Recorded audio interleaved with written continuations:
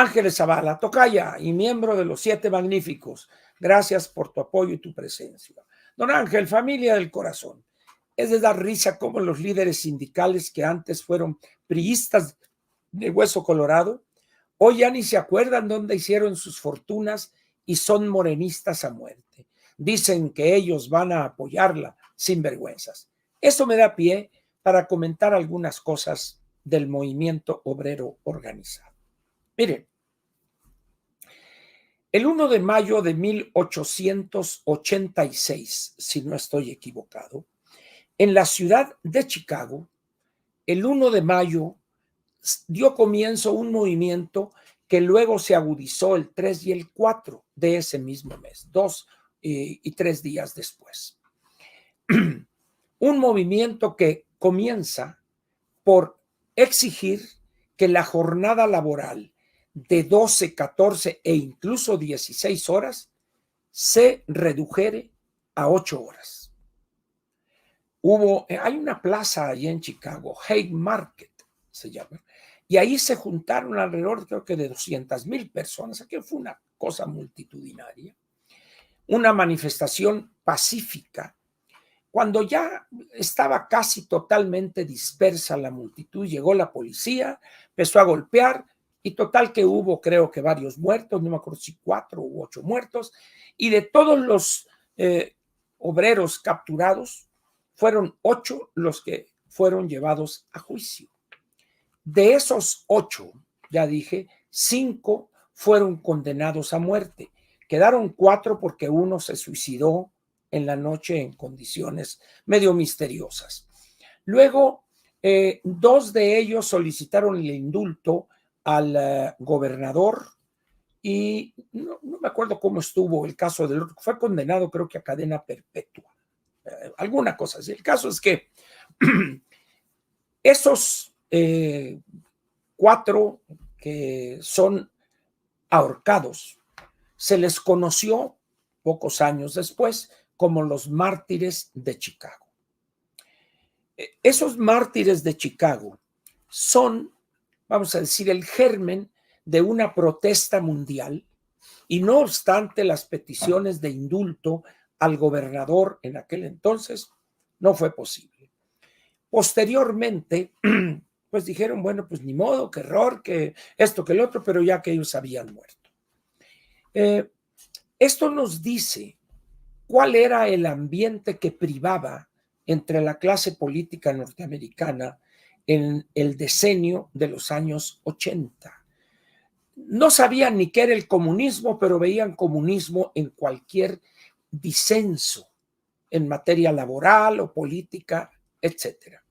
Entonces, los mártires de Chicago son, o ese día fatídico de mayo de 1886, donde se toma el 1 de mayo, que es cuando empieza esa protesta, como el Día Internacional del Trabajo.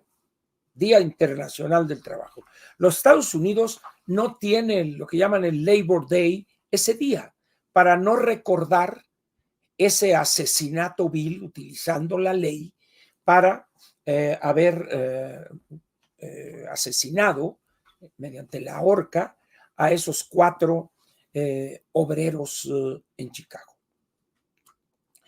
Ahora bien, la Segunda Internacional que protestó, que era además un conjunto en todo el mundo de partidos socialistas, comunistas, sindicalistas, etcétera, pero no valió absolutamente lo más mínimo para indultarlos y en todo caso cadena perpetua o algo así.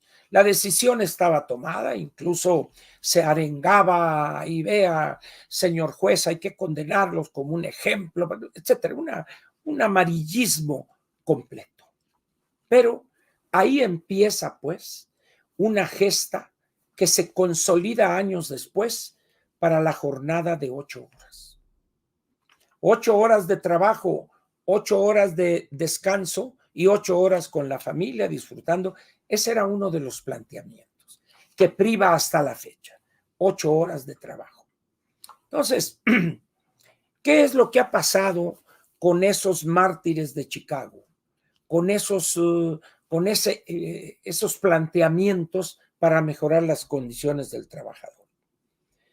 Un abuso que se convirtió en la justificación para una serie de sinvergüenzas, estamos hablando ahora sí ya en México, de lo que en un momento primero se creó la Casa del Obrero Mundial, allá en tiempos de la Revolución, que luego se alían con Álvaro Obregón para acabar con el movimiento, creo que en contra de Zapata, etc.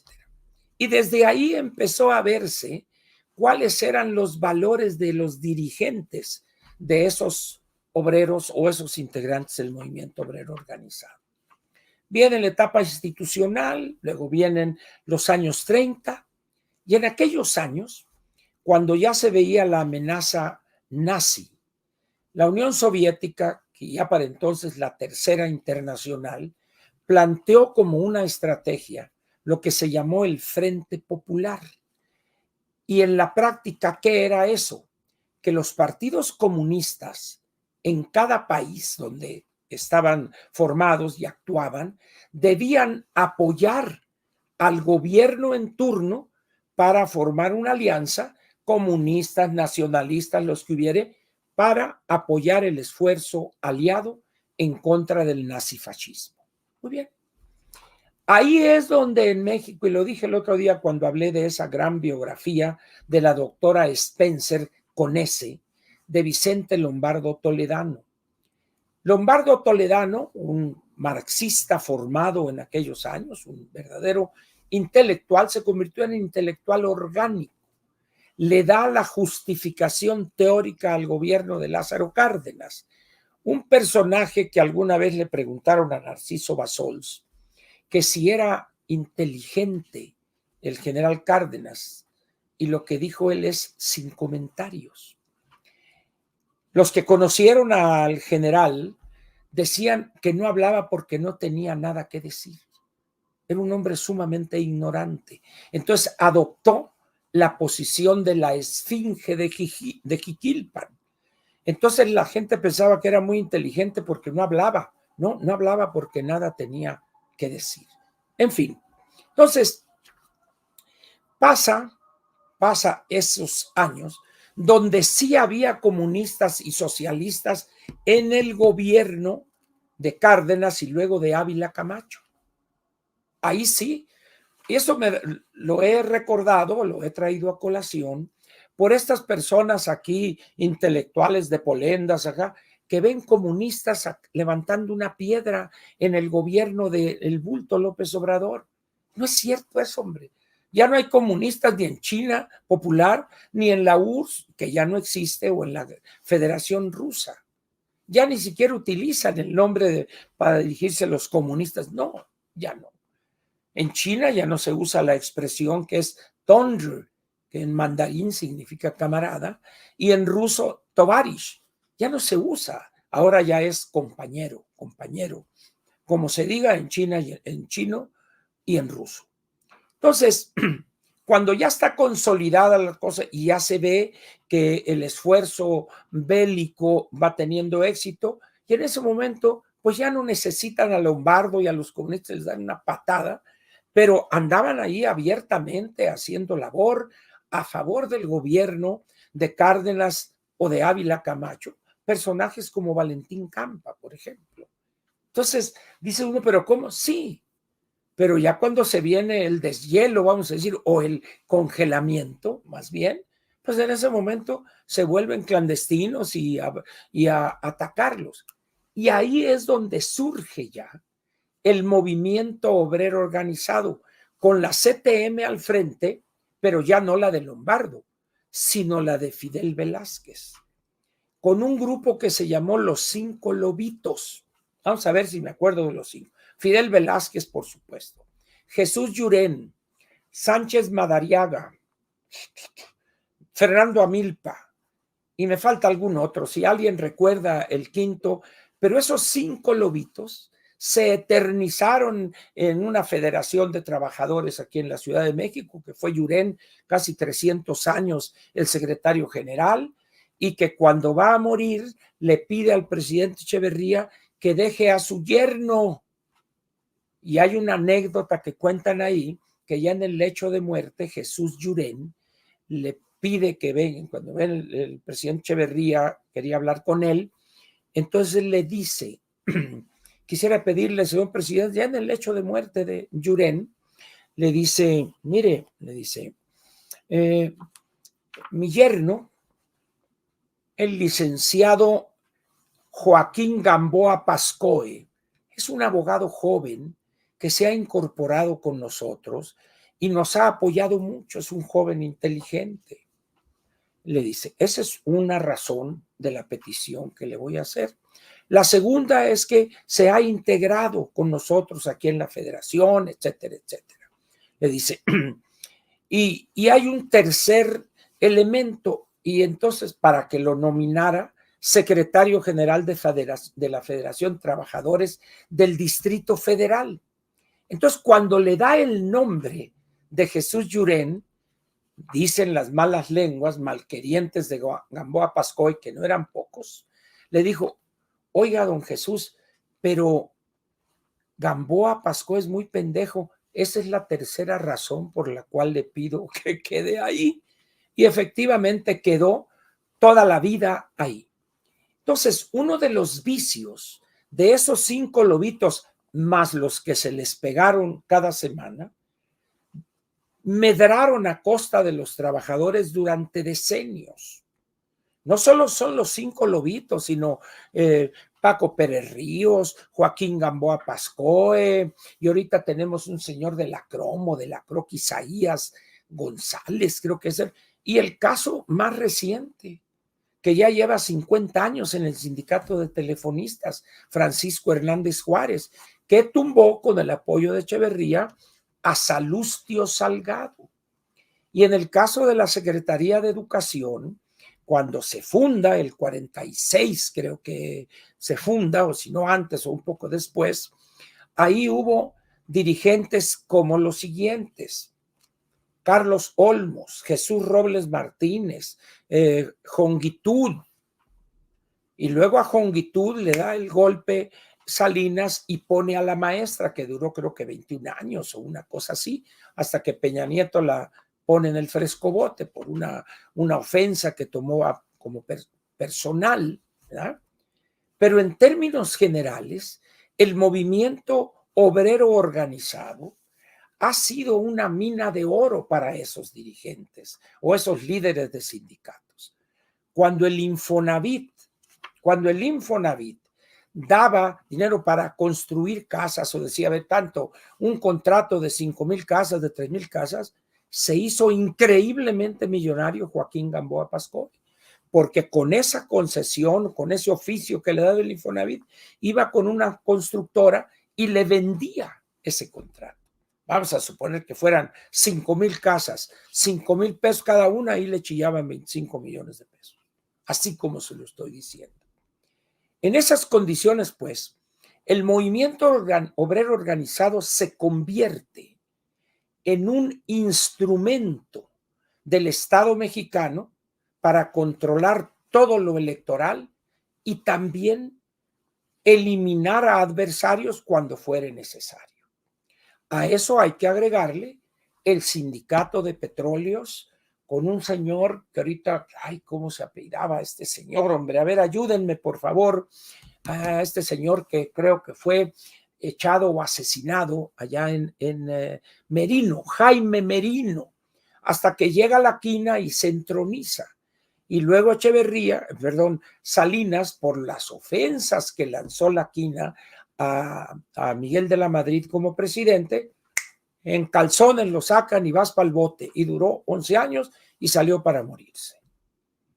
Y luego entró Chava Barragán Camacho, el que se echaba tiros de dados de $2 millones en Las Vegas, y luego lo sacaron y ya quedó otra persona ahí, que ya estaba jubilado, y lo llamaron y lo hicieron secretario general. Hoy, el heredero del imperio de Carlos Romero de Champs, que recién ha fallecido, es el tesorero, yo el secretario general, Carlos Aldama, que ya se decidió y dijo para los petroleros, Claudia Sheinbaum es la única, y háganle como quieran. y no se me vengan en bola nomás de 1000 en 1000, les dijo. Y entonces así tenemos una serie de ejemplos de algo que se llamó el movimiento obrero organizado. A medida que pasa el tiempo, ya con estos dirigentes enriquecidos a más no poder, era la ostentación que hacía Gamboa Pascoe cuando llegaba a la CTM con sus poderosos Mercedes-Benz, sus abrigos de cashmere y sus gasnés de seda, etcétera, y que luego es más recordado hoy por un contrabando de 2 hornos de microondas que fueron a una interparlamentaria a Washington y se trajo de contrabando 2 hornos de microondas y ahí lo pepenaron en la aduana. Fue un escándalo que hizo. Ese es el grupo dirigente de lo que fue el movimiento obrero organizado. Hoy, telefonistas con el dirigente más longevo, más que don Fidel Velázquez, está creo que en Morena o en el Partido del Trabajo, en alguna cosa así. Y los demás, pues cada uno tiene su negocito, a veces apoyan a Movimiento Ciudadano, a veces acá Morena, el PRD, etcétera. Pero ya el movimiento obrero organizado no existe. Y hay otro elemento importante. Los trabajadores, o los obreros, vamos a decirlo, tienen un nivel educativo mucho mayor que el que tenían en los años 40, 50, 60 y 70 y 80.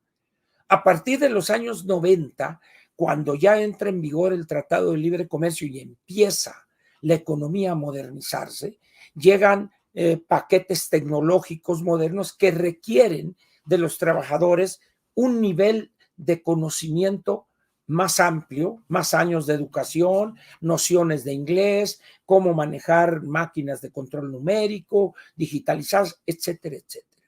De tal manera que tienen ustedes una masa laboral de varios millones de trabajadores que quizá hayan terminado la preparatoria y tengan 1 o 2 años de profesional, y sus dirigentes son unos analfabetos o semianalfabetos en términos generales. En eso acabó el movimiento obrero organizado. Todavía algunos de los que me ven aquí se han de acordar de aquellos 1 de mayo, donde había una, ¿cómo se puede decir? La vanguardia, 30, 40, 50 y agarrados con el presidente de la República y mantas en todos los edificios alrededor de la Plaza de la Constitución, ahí CTM presente, CROC presente y la CROM presente. La CROM es la creación de un callista, de Luis N. Morones, gente de calles, como dijo. Es decir, el movimiento obrero organizado aquel tuvo frutos muy importantes. Una comalada de multimillonarios que ahorita ya los nietos y bisnietos pueden vivir como jeques sin haber movido un dedo. Y eso es válido para los parientes de Fidel Velázquez, de Llurén, de Gamboa Pascoe y también de la maestra. Esa es la realidad de ese movimiento. Entonces, ¿quién está usufructuando la palabra trabajo? Fíjense ustedes quién. Alberto Anaya y su señora esposa y los 4 o 5 que lo rodean. Partido del Trabajo. ¿Ustedes piensan que hoy, 1 de mayo, el Partido del Trabajo hizo una gran ceremonia, hizo una promoción para recordar a los mártires de Chicago y a 2 anarquistas que fueron electrocutados en los años, ahorita les voy a decir exactamente, en agosto del 27, porque les achacaron un crimen que no habían cometido y fueron electrocutados, y el gobernador de Massachusetts años después reconoció que aquello había sido un crimen horrendo que jueces, jurado y autoridades habían realizado, incluyendo el gobernador de Massachusetts en aquel entonces, Sacco y Vanzetti, 2 anarquistas italianos con una diferencia de edades relativamente pequeña entre ellos, y se hicieron famosos, no solo por haber sido asesinados de esa forma, sino también por una gran canción cuya letra y música es obra de esta cantante de folk de los años 60, Joan Baez, que es la marcha de Sacco y Vanzetti. Hay varias versiones. Mireille Mathieu, una cantante francesa, tiene una versión. Joan Baez tiene la propia. La que a mí me gusta, la versión que a mí me gusta y me impacta más de la marcha de Sacco y Vanzetti es la versión que canta George Moustaki. Les recomiendo que pongan ustedes en YouTube la marcha de Sacco y Vanzetti cantada por Georges Moustaki. Una cosa increíble, les llega acá. ¿Qué les quiero decir con todo esto en relación con el movimiento obrero organizado? Que en México ha sido el instrumento para que un grupo de vivales y sinvergüenzas vivan explotando o usufructuando las cuotas sindicales de millones de trabajadores, donde las huelgas se venden. Ustedes verán una construcción que empieza y una mantota ahí de la Crom o de la Croc y dice, esta obra está controlada por la Crom. O sea, como diciendo, llegaron y conquistaron. A ese absurdo ha llegado y no se puede meter ningún otro. Los constructores, si tienen amigos ustedes constructores aquí en la Ciudad de México, pregúntale, oye, dependiendo de la obra, cuántos pisos, cuántos metros cuadrados, tengo que darles a los del sindicato X cantidad. Esos son los dirigentes obreros. Y entonces, pues las fortunas de ellos las disfrutan los hijos, los nietos, las nueras, los yernos, etcétera, etcétera, etcétera. En eso terminó el movimiento obrero organizado. ¿Qué va a pasar en pocos años? Pues que van a ser irrelevantes. Va a llegar el momento en que se va a tener que cambiar la reglamentación, la ley vigente, para que la incorporación a un sindicato sea voluntaria, no obligatoria como es ahorita. Entonces va a ver usted que en ese momento pues esos líderes van a tener que ir a vivir de sus riquezas acumuladas, porque tienen empresas, tienen constructoras, tienen edificios, muchos de ellos son propietarios de los edificios del sindicato y se los rentan a eso. Ellos negocian con los patrones, con los dueños de una empresa, etcétera, etcétera. Así terminó el movimiento obrero organizado, que jugó un papel fundamental en México en los años 30 o 34 al 40 con Lázaro Cárdenas y los primeros, vamos a decir, 2-3 años del gobierno del general Manuel Ávila Camacho. Posteriormente fueron pasto o material para mítines, para golpear a algunos opositores políticos, etc. Ese ha sido el destino del movimiento obrero organizado. Y el Partido del Trabajo, que lleva esa palabra en su nombre, cuando menos deberían haber dado una plática, un programa, una difusión del ejemplo de los mártires de Chicago y de esos dos anarquistas que fueron injustamente electrocutados ya en el siglo XX, Sacco y Vanzetti, dos italianos modestos, humildes.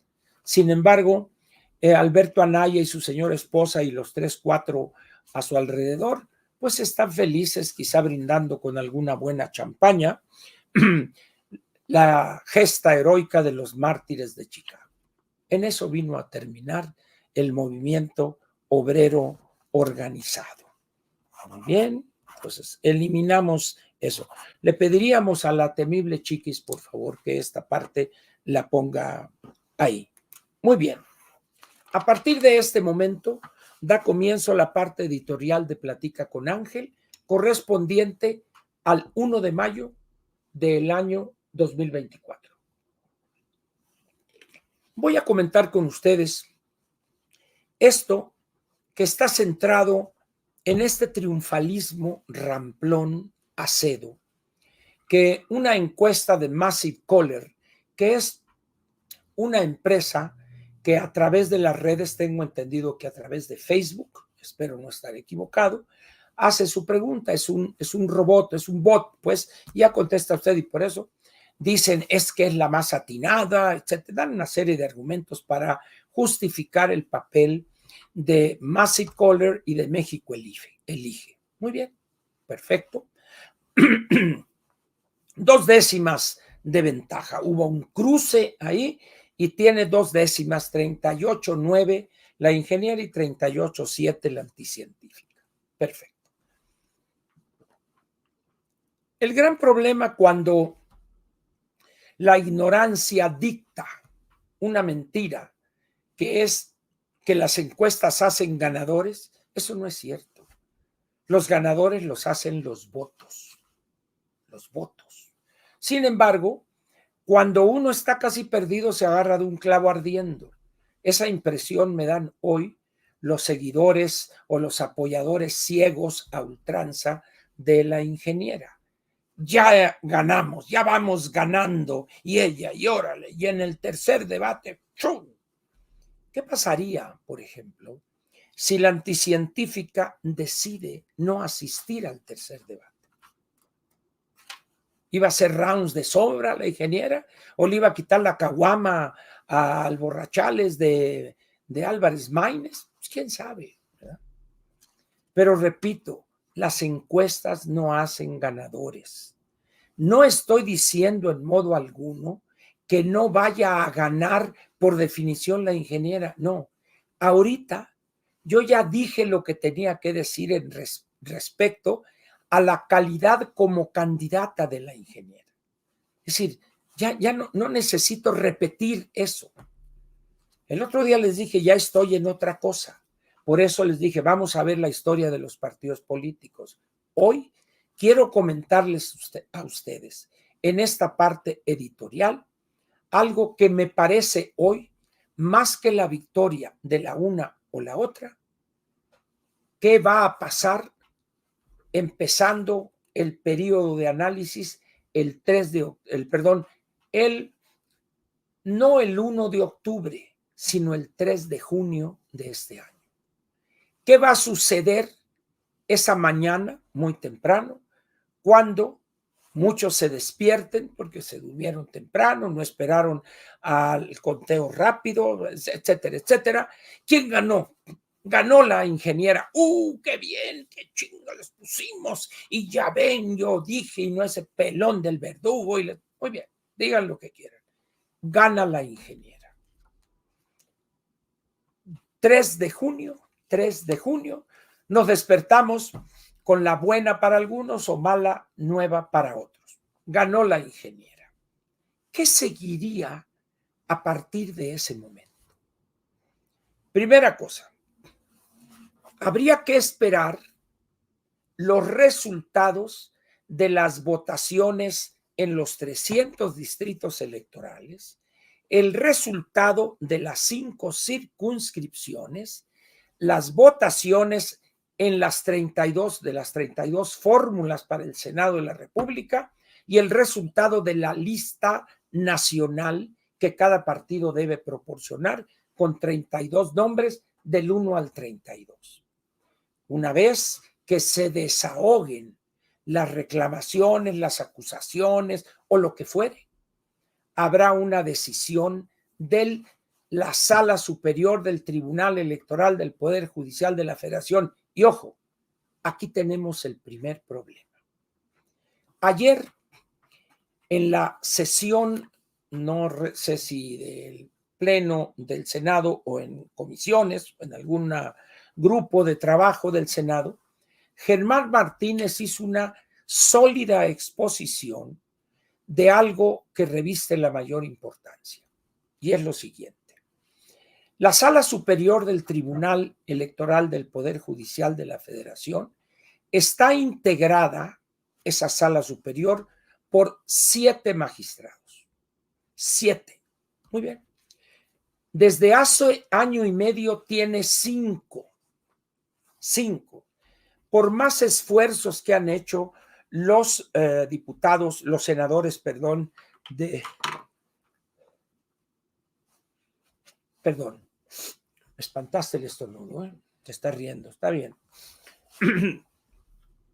No pudieron lograr que el bulto permitiera a sus lacayos de su fracción en el Senado que designaran a los 2 faltantes magistrados.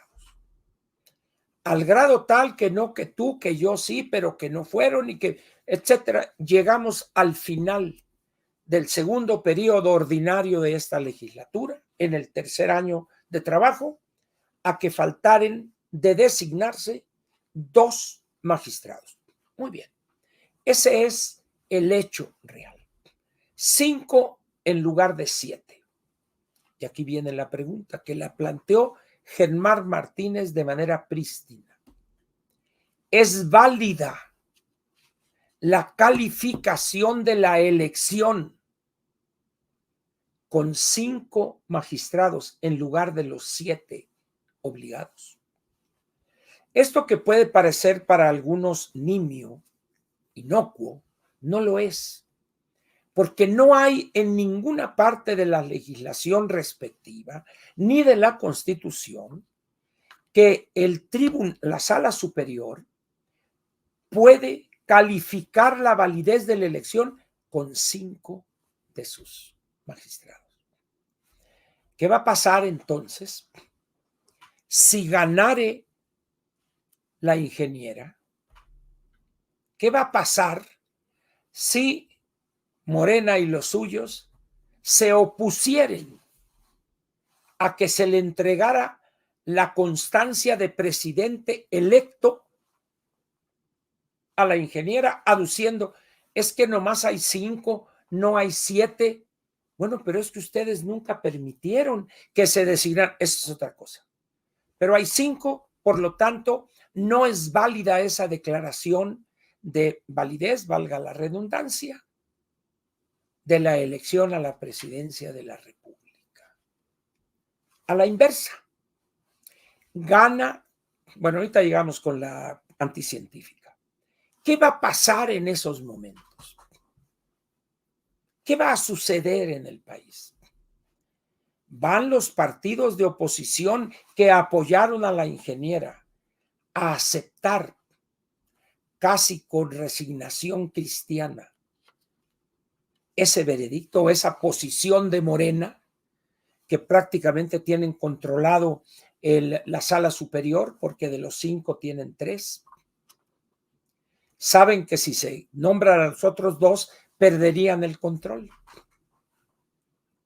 En esas condiciones, pues repito, ¿qué pasaría? No lo sabemos. Constitucionalmente, ahí hay un vacío, una zona gris. ¿Por qué? Porque el legislador jamás imaginó que iba a haber un orate, un loco cacique pueblerino en la presidencia, que iba a impedir en su momento que se nombraren a los 2 magistrados que terminaron su encargo, los que se fueron, y llegaron 2 nuevos. Pero dicen, bueno, no hay problema, porque los decanos de en las salas regionales pueden suplir esos 2. No, porque ese es el caso cuando algunos magistrados creo que no pueden asistir por enfermedad o que termina, alguna cosa así. Pero aquí estamos ante una situación de negativa de la mayoría en el Senado a que se nombren los 2 faltantes. Repito entonces la pregunta planteada por Germán Martínez, apoyado por Damián Cepeda. ¿Es válida esa declaración en caso de que ganare la ingeniera y la sala superior pretendiere darle la validez y que Morena dijera no, señores? Es decir, vean ustedes cómo los caprichos de un orate, de un desquiciado como López, a qué situación nos están llevando. Pero ahora vamos a la inversa. Gana la anticientífica y pretende el tribunal, la sala superior, darle la constancia de la validez de su elección. ¿Qué tal si la oposición dice no es válida? Faltan 2 magistrados y con 5 no es válida esa decisión de validez o de legitimación o lo que quieran ustedes. ¿Se imaginan ustedes el dilema en el que estamos? ¿A qué se debe este escenario posible? A la visión caciquil, autoritaria, de un loco como López Obrador.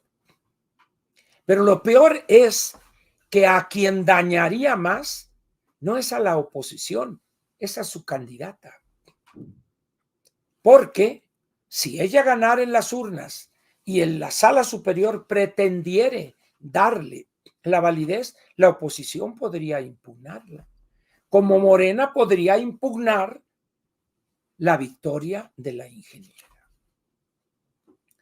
Ese sería el primer problema para ambas.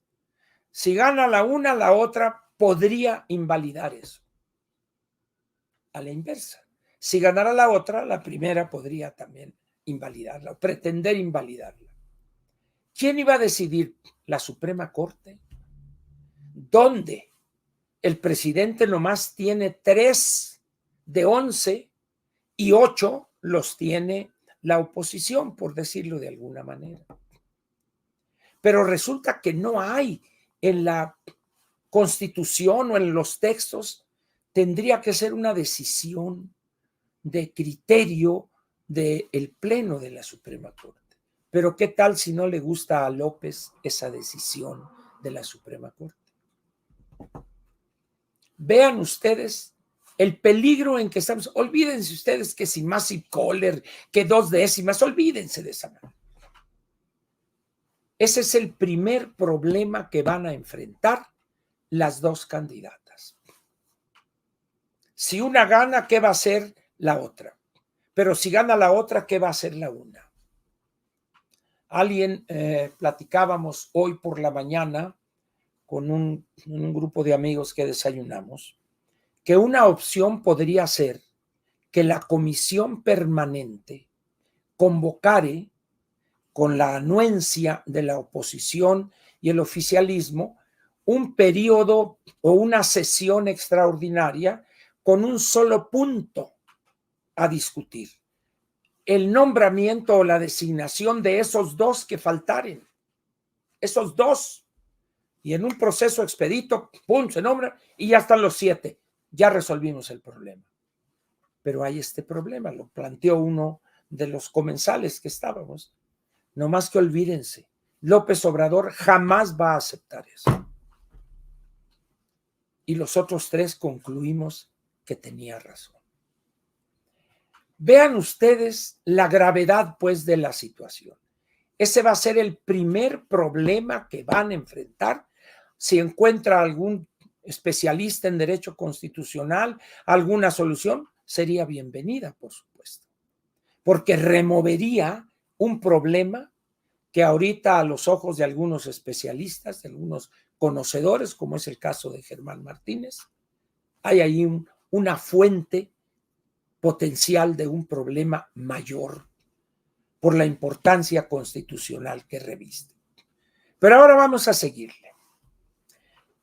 Vamos a suponer que gana la ingeniera, porque luego dice, no, que usted, que la chica. Gana la ingeniera. Si lleva 2 décimas de ventaja, pues ya ganó, ¿verdad? Ah, bueno, pues está bien, ya ganó la ingeniera. Ahora viene el problema. ¿Con quién va a formar su gabinete? ¿Con quién? Estamos hablando de cuando menos unos 50 profesionales con conocimiento de la administración pública. Personas que tienen que llegar en una secretaría, 2 subsecretarios, director del seguro, del ISSSTE, de acá, el general, el almirante, lo que quieran. 50 personajes. Traten ustedes de buscar los nombres de esos 50 y no los van a encontrar. ¿Con quién formaría gobierno la ingeniera? No, bueno, es que tenemos a Enrique de la Madrid, sí, muy bien, 1. Tenemos a José Ángel Gurría, 2. Y tenemos, ¿a quién tenemos? Bueno, ¿a quién tenemos? Y se acabaron los nombres ilustres. Se acabaron los nombres ilustres. Le faltan 48. ¿Quién va a ser subsecretario de Gobernación? ¿Quién va a ser secretario de Hacienda? ¿Quién va a ser fiscal general de la República cuando saquen o ya no lo saquen del sarcófago este hombre que se murió hace 15 días y no le han dicho? Gers Manero. Es decir, ¿con quién formaría gobierno la ingeniera? No, Ángel, hombre, ¿cómo no? Si va a sobrar, está bien. Tercer ilustre, Ildefonso Guajardo en la Secretaría de Economía. Perfecto, son 3. ¿Quién sería el secretario de Relaciones Exteriores? Bueno, sería Enrique de la Madrid, ya lo contamos ese. Unos lo candidatean para gobernación, perfecto. Gurría, secretario de Economía o secretario de Relaciones, Ildefonso de Economía, son 3. Y el otro que mencionamos ahí, pues alguna otra secretaría, pero faltan 46 personajes.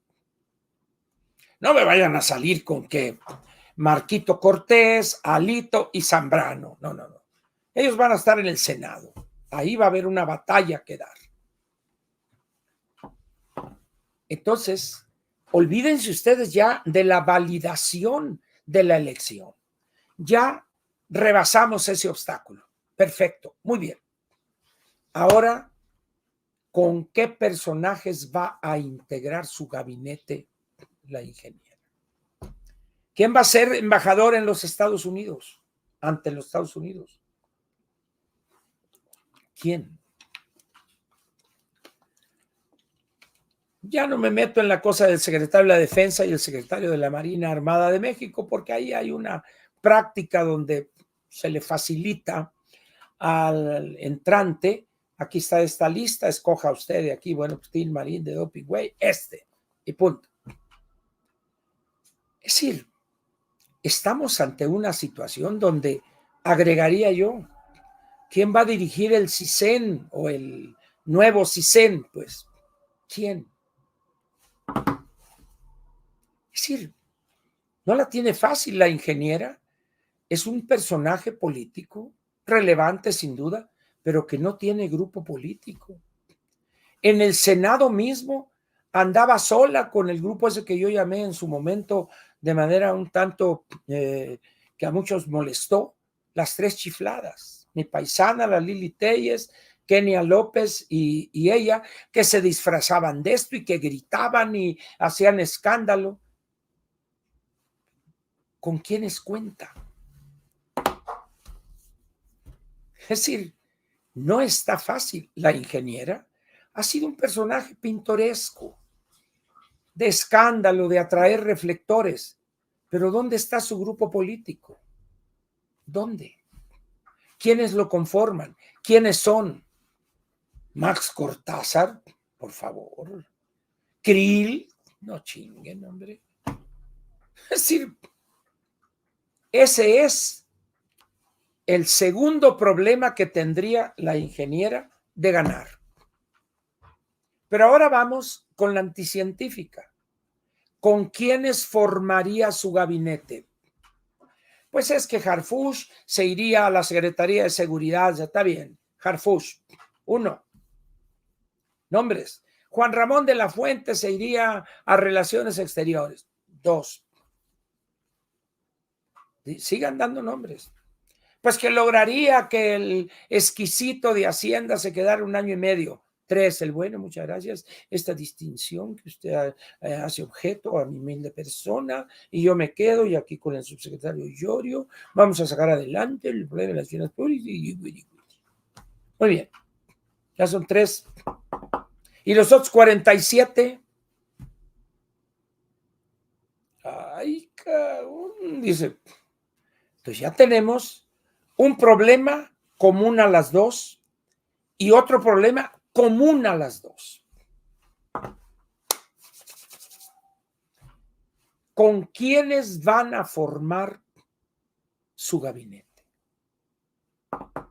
Resulta que hay personajes que podrían ocupar sin problema alguno alguna u otra posición, pero resulta que ni son de la confianza de la ingeniera y mucho menos de la anticientífica. ¿Qué quiere decir esto? Que ninguna de ambas lo llamaría a ese personaje o a esos personajes. Entonces recurrirán a las personas expertas que convocó en ese grupo de ciento y tantos y lo que sea. Recurrirá la anticientífica a los Batres, a las Citlalis, a las Claras Brugadas, porque va a perder la elección aquí en la Ciudad de México y le daría algún puesto ahí. Esos son los problemas que va a enfrentar alguna de las dos. No sé cuál, es más, la ingeniera para darles gusto a los Xochilovers y los que ya ven el triunfo en la mano. Muy bien. Vayan pensando en nombres y pásenle la lista a la ingeniera. Vayan pensándole. Porque van a requerir nombres de gente pesada, gente que pueda convocar a los empresarios, que pueda convocar a la clase política, que pueda convocar a los senadores más importantes de la oposición para ella, que sería Morena más los suyos. ¿Quién tienen?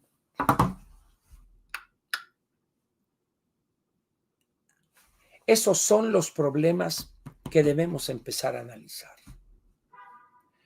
Y cuando digo analizar me refiero a las consecuencias que vamos a tener que enfrentar producto de la carencia de personas especializadas.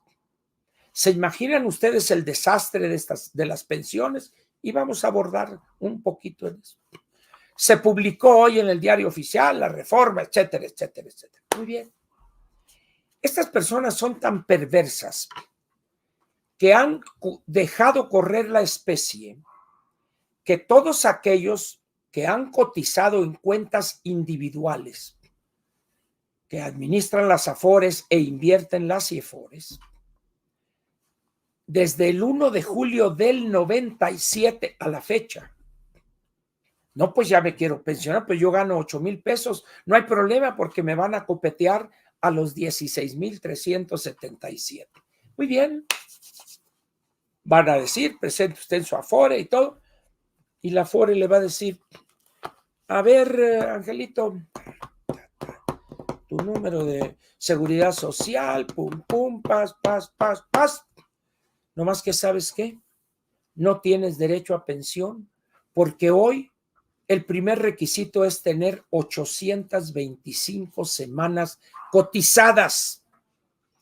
En la reforma del 2020 se bajó a 750, pero se aprobó que cada año se aumentarían 25 semanas. Eso fue el 20. Pero empezó a contar del 21, 22, 23, son 75 semanas más. Es decir, si esa persona no tiene 825 semanas cotizadas, no tiene derecho a pensión. Vámonos. Oye, pero ya tengo 68 años, me vale. No tienes las 825 semanas y aquí está tu negativa de pensión. Ve a tu Afore, ahí donde está registrada tu cuenta individual, y lo que tengas como saldo en la subcuenta de retiro, te lo van a dar. 10,000 pesos, 15,000, 20,000, los que sean. Por eso, esa pensión disque de 16,000 pesos no va a ser automática. Tienen que cumplir de entrada dos requisitos. Primero, 825 semanas de cotización. Y segundo, mínimo 65 años de edad. Como el avestruz, diría el clásico. Entonces, de los 82,000 o una cosa así que podrían por edad pensionarse este año de sus cuentas individuales, resulta que no tienen. El 76% de esos no tienen las semanas cotizadas. Vámonos. Y solamente podrían pensionarse este año alrededor de 7, 8 mil trabajadores. Nada más. Y el año que entra serían como 10 o 12 mil o alguna, por ahí tengo la gráfica. Es decir, ¿qué va a pasar con ese monto? Que si bien se va a seguir conservando, que esto, que la cuenta, etcétera, etcétera, pero en realidad ese dinero va a seguir estando como está ahorita, que va a cambiar de las Afores, las 10 Afores, va a cambiar al Fondo de Bienestar de las Pensiones. Ahí va a estar. Van a tener que desarrollar un sistema para invertirlo, no tienen mucho problema, porque las Afores pueden contratar a una a ver cuánto porcentaje así, porque el 51% del dinero que administran las Afores tiene que ir a comprar papel gubernamental. Eso ya está definido.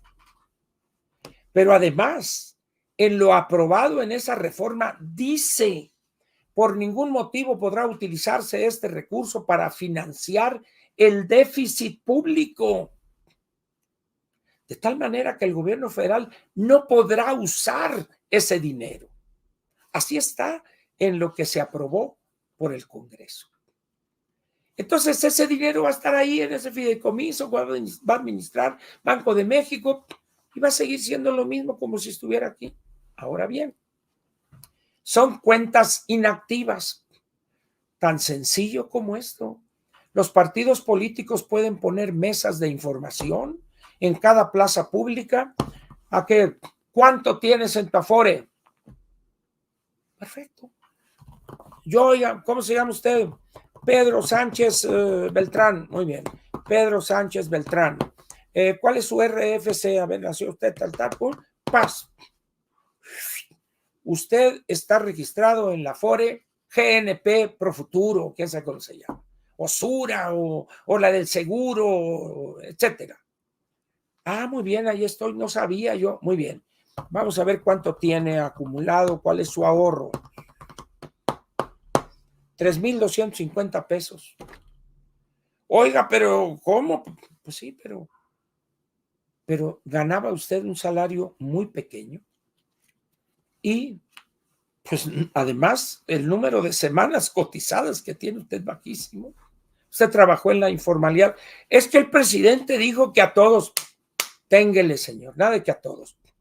Hay requisitos legales que no se han modificado. Chíngale. ¿Qué va a pasar ahí? ¿Qué dirían ante esa situación real? Porque ahí está el documento legal que aprobó el Congreso de la Unión. ¿Qué va a decir o la ingeniera o la anticientífica? Ya van 3 problemas. Cuarto problema. Dice la Ley Federal de Presupuesto y Responsabilidad, perdón, la Constitución Política de los Estados Unidos Mexicanos, que el año de elección presidencial, el paquete económico deberá ser entregado por el gobierno federal, en este caso la Secretaría de Hacienda, al Congreso, a más tardar el 15 de noviembre del año de la elección, o sea, del primer año de encargo. Muy bien. ¿Cuándo empezaría el equipo de la ganadora a trabajar en coordinación con el gobierno saliente para elaborar el paquete económico? Nunca antes, ojo, de la validación de la elección y la constancia de presidente electo. Lo cual nos lleva al problema 1. ¿Qué tal si no es válida la constancia emitida por la Sala Superior del Tribunal Electoral del Poder Judicial de la Federación? Por lo tanto, no podría el ganador acreditar su calidad de presidente electo. En consecuencia, no podría legalmente impedido el gobierno federal saliente hacerle conocer una serie de información confidencial, porque no tendría él el carácter de presidente electo.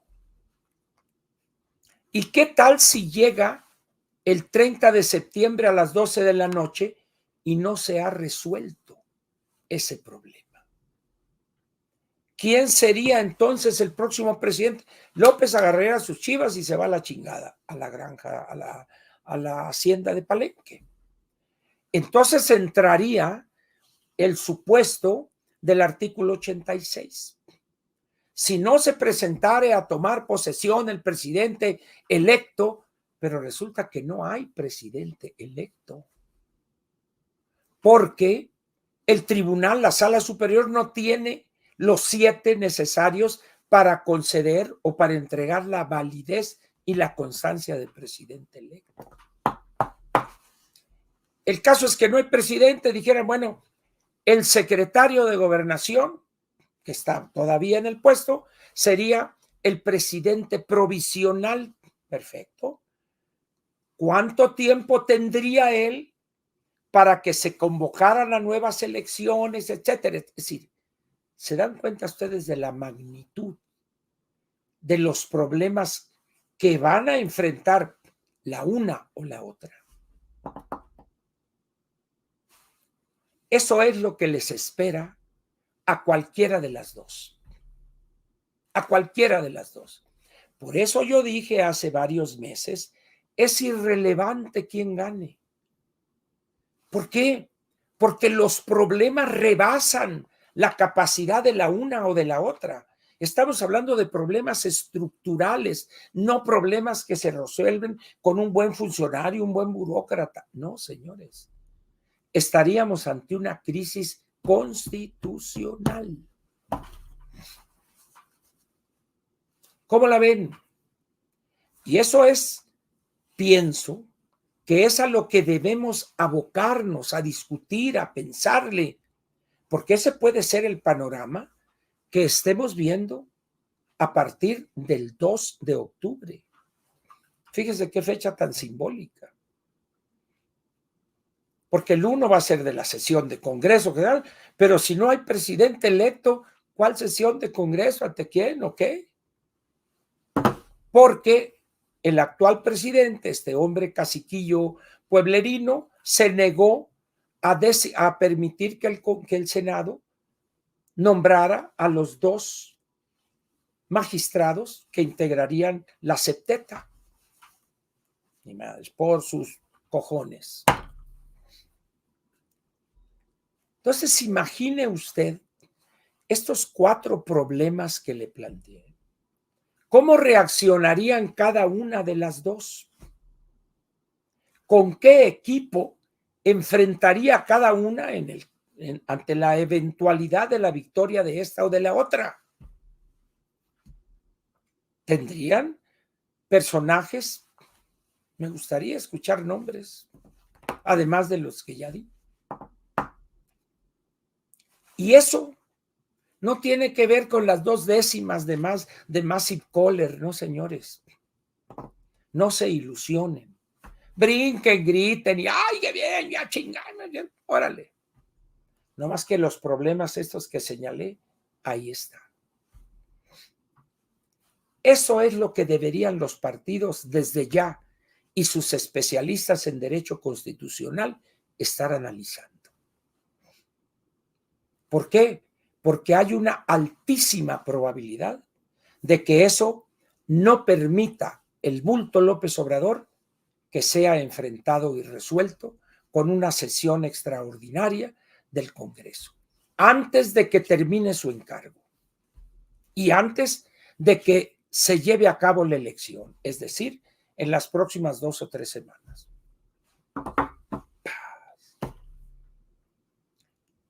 ¿Ve usted cómo los problemas que enfrentaría cualquiera de las dos que resultare ganadora, cualquiera de las dos, enfrentaría problemas que hoy, por lo que se ve, por las expresiones que han tenido, por el comportamiento que han exhibido, no estarían a la altura, ninguna de las dos, ante el reto que significan nada más esa cuarteta de problemas. El viernes daríamos otros, para no asustarlo más de lo que he dicho esta vez. Eso es lo que deberíamos estar analizando, discutiendo, y los partidos igual. No esas que si las 2 décimas, que más y Kohler y vamos a ganar, ya no, señores, ya no es problema de ánimo ni de consignas. Estamos ante la posibilidad de una crisis constitucional profunda. Y que si es resuelta, tendríamos los otros 3 problemas. Y de ahí para el Real nos vamos a ir.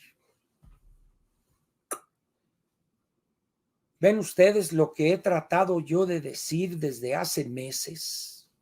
No importa quién gane. Los problemas son gravísimos, profundamente complejos y graves.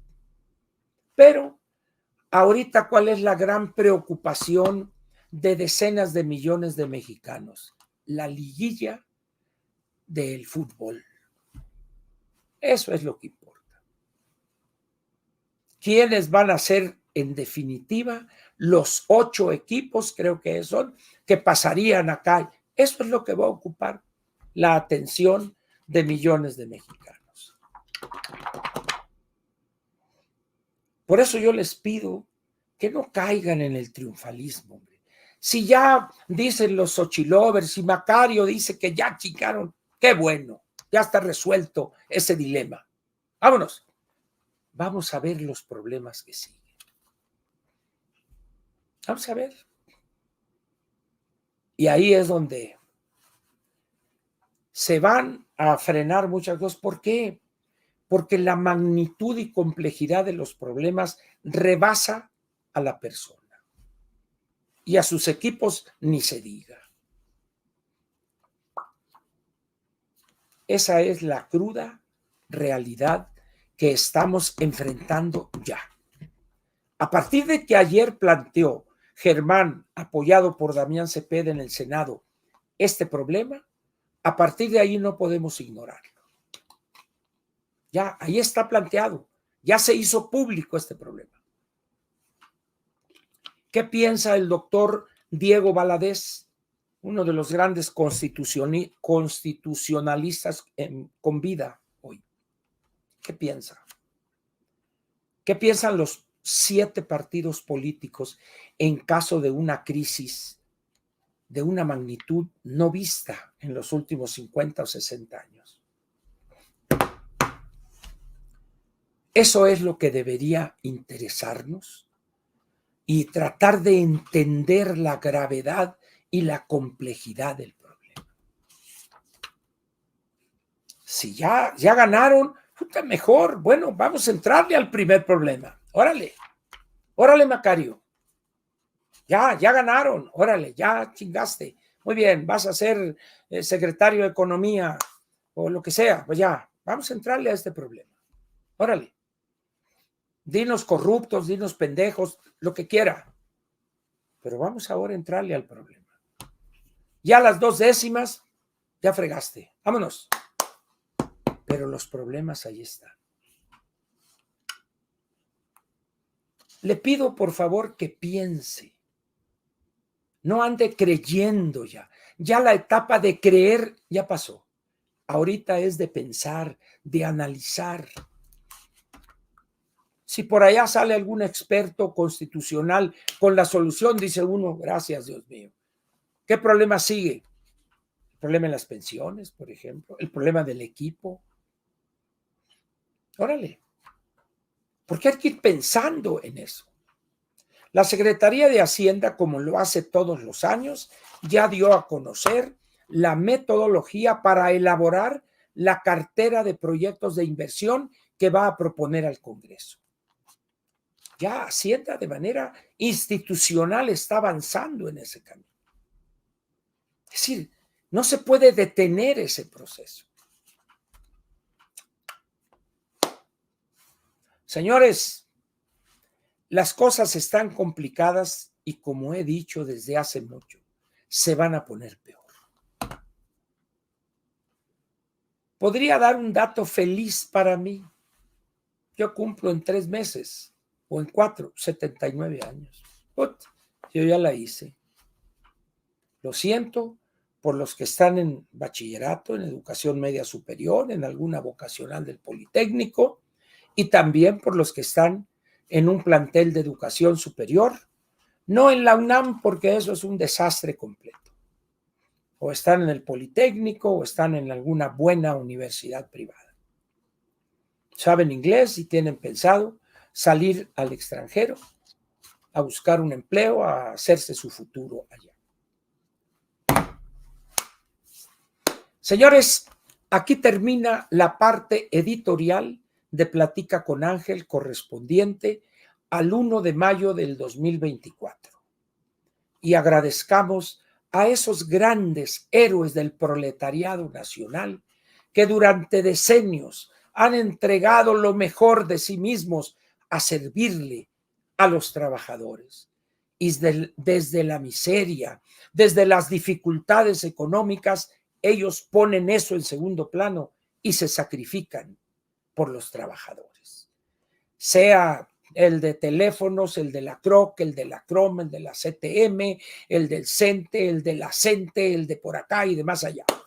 Todos ellos han entregado decenios de su vida a servirle a los trabajadores de este país.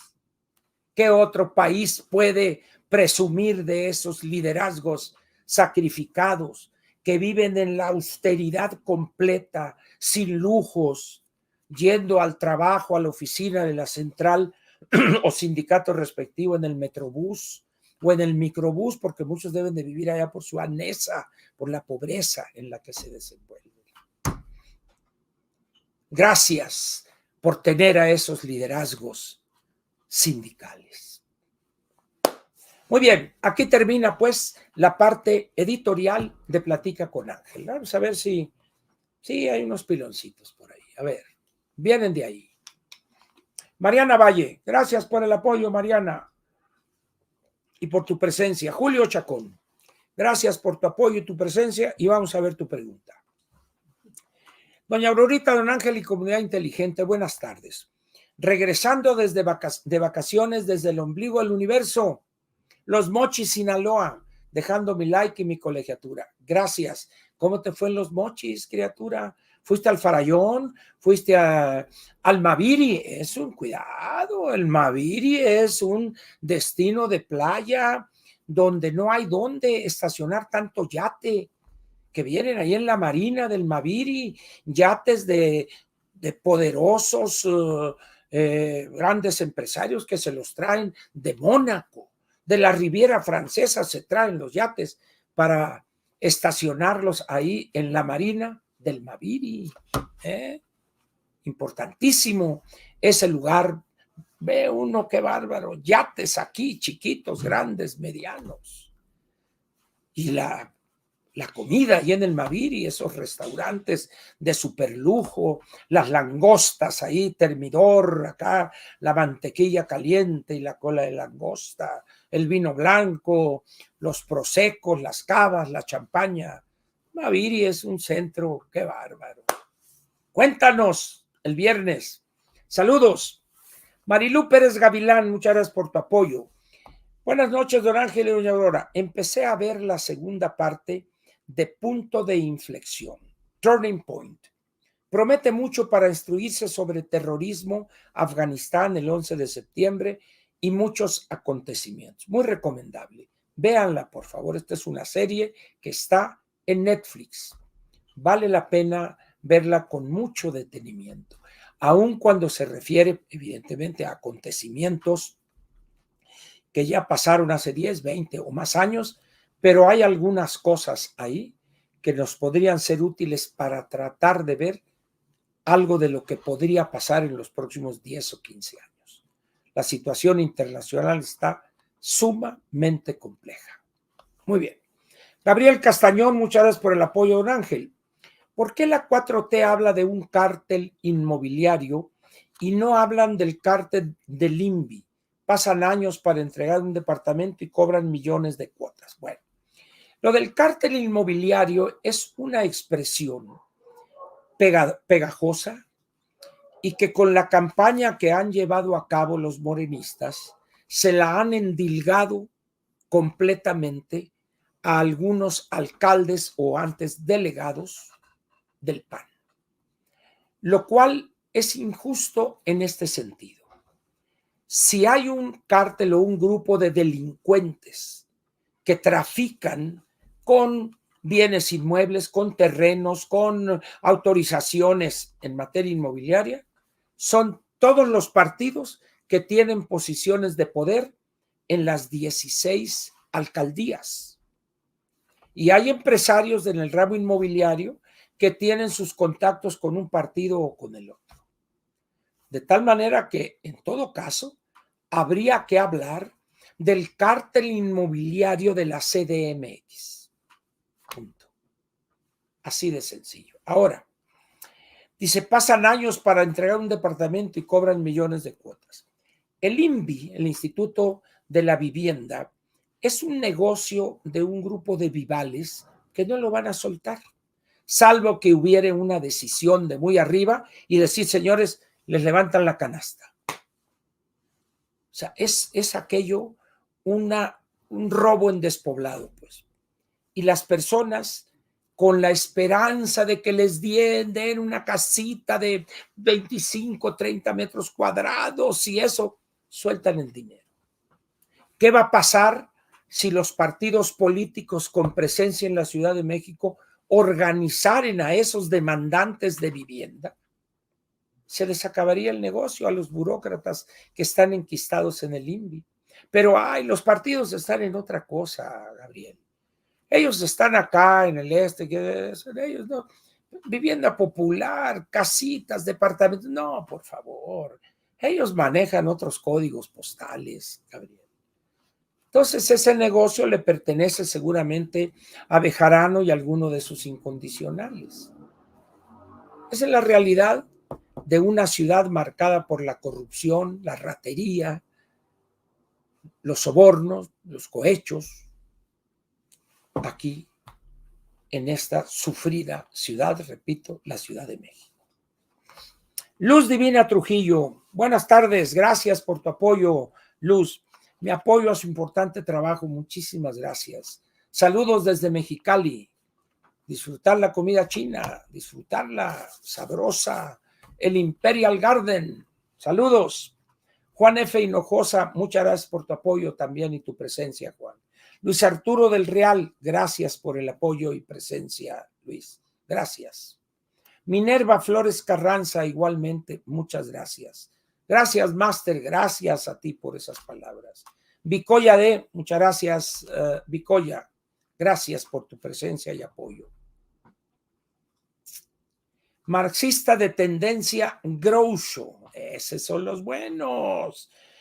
Gracias por el apoyo, Groucho nuestro. El licenciado de la Madrid, buena batalla ha dado en las últimas semanas. Ha demostrado capacidad y compromiso con Xóchitl, digno de reconocimiento y es un priista, claro. Pero es, antes de cualquier otra cosa, Enrique, una gente decente, una gente con preparación, con estudios, con experiencia administrativa y una gente, repito, de valores y con experiencia y capacidad. Por eso Ángel Verdugo dijo desde mayo del año pasado, es el mejor. No me hicieron caso y ahí están las batallas. El único que está dando la batalla frente a la bola de chairos y eso que les ha puesto unas revolcadas ha sido Enrique. El único que ha salido a dar la cara por la ingeniera y a defenderla. El único. Los demás, ¿dónde anda Santiago Krill? Allá agazapadito. ¿Y dónde el Max Cortázar? Pues yo creo que después de esa experiencia tiene que agarrar las baquetas y empezar otra vez con las tarolas.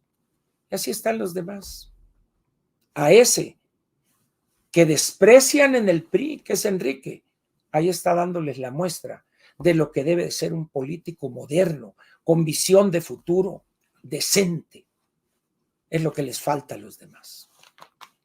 Isaac Hernández. Gracias, Isaac, por tu presencia y tu apoyo. Don Ángel. Desafortunadamente los gurús que no tocan así la situación, ya que tratan al público como tontos. Así es.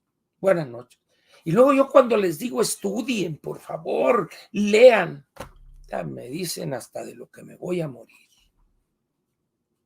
Ni el médico que veo me dice con tanta claridad de lo que me dicen ellos, no, usted se va a morir de tal hijo de la tal. Está bien, hombre. Ya, punto. Ni modo. Mariana Valle, muchas gracias por tu presencia y el apoyo. Propongo a Ángel Verdugo como asesor financiero en el gabinete de la señora Gálvez. Sus conocimientos político-financieros son muy valiosos. No quepo yo ahí, Mariana. O sea, miren, el otro día me preguntaba a alguien, ¿y por qué no va usted ahí? Miren, yo empecé trabajando ya en las cuestiones económicas, desarrollo regional, etcétera, en programación y presupuesto.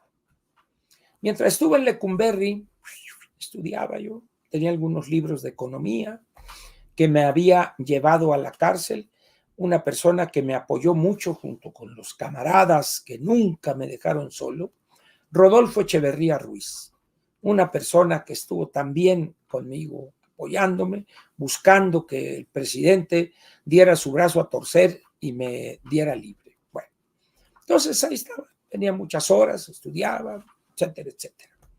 Cuando salgo, mi gran interés desde siempre ha sido el campo, sacar del desarrollo ese paternalista al campo, etcétera. Entonces entré a trabajar a un área de Conasupo, luego me fui a Europa un año, regreso y me incorporo a programación y presupuesto. Cuando yo me divorcio, decido regresar a Ciudad Obregón y entro a este grupo de fideicomisos de Banco de México, el FIRA, fideicomisos instituidos en relación con la agricultura.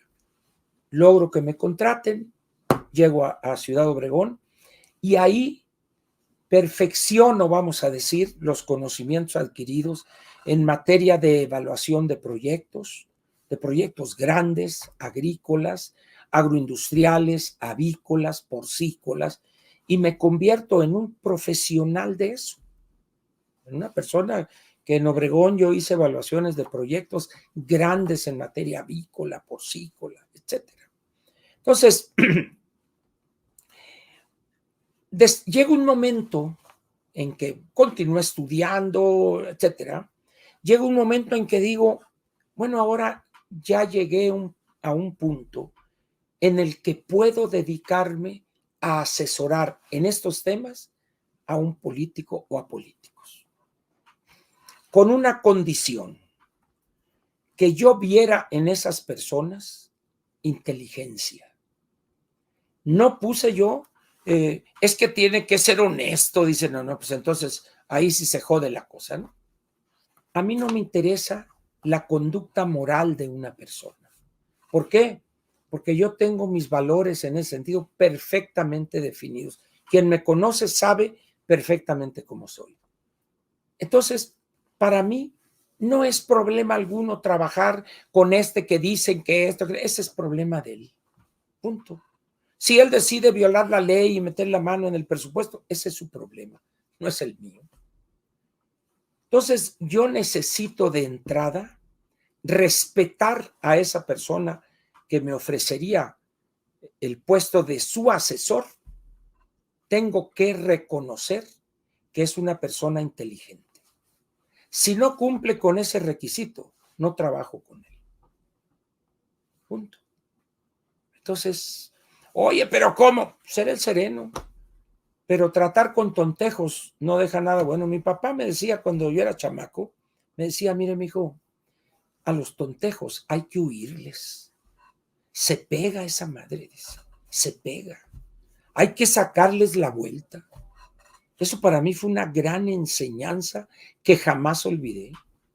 A un tontejo hay que correrle, hay que huirle, porque termina uno peor que él. No. hay que buscar trabajar con los inteligentes, porque les aprende uno algo. Entonces usted me dice, ¿por qué no está en el gabinete de la señora Gálvez? Por eso que le estoy diciendo, usted saque las conclusiones. O sea, yo no voy a ir a trabajar a un lugar donde tengo que estar dándole coscorrones al asesorado. Pues no, mejor no. Muchas gracias por la oportunidad, por la distinción, pero no me interesa. Esa es la razón. Troll G 698, muchas gracias por el apoyo, mi Troll G. Gracias por tu presencia también. May Sandoval 6476, gracias por la presencia y el apoyo. Don Ángel, hay un artículo que escribí que se llama No son debates, son monólogos.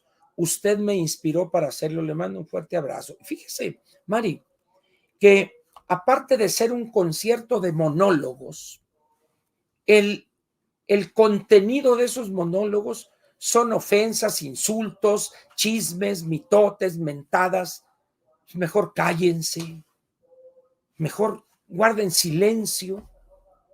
Si van a participar en un espectáculo fársico como ese para decir eso, mejor no vayan. Mejor no vayan. Porque si como anda el rumor de que la anticientífica no va a asistir al tercer debate, si va a ir a hacer el mismo papel que en el segundo ridículo pues mejor que no vaya. Que no vaya. Si no va a ir a decir algo que valga la pena, acorde con la realidad que enfrenta y enfrentará el país, mejor que no vaya. Y que se agarren a botellazos ahí de caguama, carta blanca, el fosfo, y ella que le aviente tamales y gelatinas. A ese nivel están los debates, entre comillas. En fin, José Antonio Jiménez, mi Salvador, gracias por tu presencia y gracias por tu apoyo. Ya no haga de tripas corazón. La verdad, José Antonio, lo intento. Pero al ver esta abulia, esta incapacidad, esta apatía, no me puedo aguantar. Pues. Como le dije, hagámonos a un lado, analicemos y disfrutemos del show. Luego agarramos piedras. Pues puede ser una buena... Nomás que tengo que aquí en el estacionamiento donde vivimos, se iba a llenar aquí con dompadas de piedras que íbamos a tener, pero en fin. Muchas gracias, José Antonio, por tus palabras, tus consejos y tu apoyo. Gracias, pues. Vámonos, pues. Nos vemos el viernes. A partir del domingo va a estar la serie. A partir de este domingo que viene estará la serie de los partidos políticos. Estén atentos. Ahí en mi canal, ahí va a estar, para que se entretengan con una buena caguama, pero no carta blanca, por favor. No carta blanca, no se rebajen. Pues eso déjenlo para el fosfo, para el Maines, esos, el Pato Lucas, son de carta blanca ellos. Ustedes un poquito para arriba, hombre. Una Bohemia, una Heineken, digo, cervezas de calidad, pues, ¿no? Isaac Gómez Castro, gracias por tu apoyo y tu presencia. Saludos desde Denver. Le mando para un traguito. Pero ¿por qué me limitas? ¿Cómo que un traguito? Un tragote. Papá, que ya me acabó el tequila, aquí la producción. Gracias, Isaac, eres muy amable. Muy bien, vámonos pues. Nos vemos el viernes. Piénsenle, por favor, en eso que les he dicho. Si tienen ustedes algún amigo que presume ser un experto o especialista en derecho constitucional, pídanle que se explique esa situación del impacto que podría tener el que no haya los dos magistrados que faltarían para tener los 7 en la sala superior del tribunal. Pregúntenle a ver qué les dice un especialista, para que lo platiquemos si hay posibilidades el viernes. Y vamos a seguir con los problemas que van a enfrentar. Ya vamos a estar nosotros viendo al futuro. Aquellos que se van con Massive Caller y que vamos a dejarlos ahí. Ya ganaron, sí, hombre, ya ganaste, ¿cómo chingas, no? Y con doble dígito tu ventaja Es más, ya hasta la anticientífica anda comiendo gelatinas y tamales. Con eso te digo todo. Ya ganaron ustedes, pero ahora viene lo bueno de este espectáculo. Vienen los problemas que va a enfrentar la que gane. Nos vemos el viernes. Pásenla muy bien. Gracias por su presencia. Adiós.